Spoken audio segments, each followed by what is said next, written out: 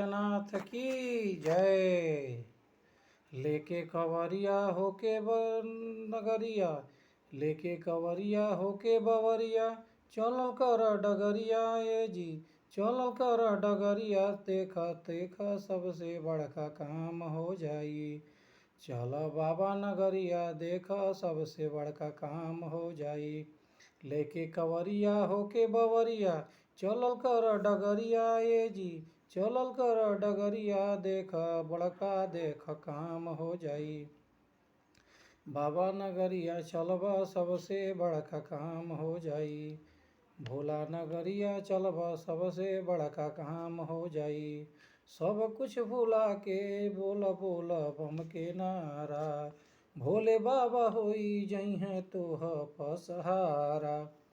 सब कुछ भुला के बोल बोल बम के नारा, भोला बाबा होई जइहें तोह पसहारा।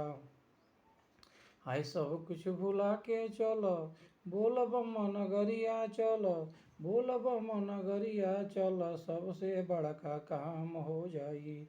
सब कुछ भुला के बोल बोल बम के नारा, बोल बोल बम के नारा बोल सबसे बड़का काम हो जाई। भोले बाबा के चल धाम बड़का काम हो जाई, भोले बाबा होई जइहें तोह पसहारा। काटा पत्थर चाहे होके डगरत, चलल कर डगरिया ए जी, चलल कर डगरिया। बाबा नगरिया चलब सबसे बड़का धाम हो जाई, बाबा नगरिया चलब सबसे बड़का धाम हो जाई। भोले नगरिया चलब सबसे बड़का धाम हो जाई। चलत चलत बाबू अरजी लगावल कर, चलत चलत बाबू अरजी लगावल कर। मन इच्छा से बाबा के धाम जाल कर, हर मन इच्छा के बाबा के ध्यान लगावल कर। कहाँ से लोग बम धाम आइल, कहाँ से लोग बोल बम गइल, लेके देखा कवरिया गइल देखा सबसे बड़का काम हो गइल। कहाँ कहाँ से लोग देख बाबा धाम गइल, देख बाबा देख गाम गइल। गौरी के भइल लेके कवरिया सबके बवरिया, देख बड़का काम हो जाई।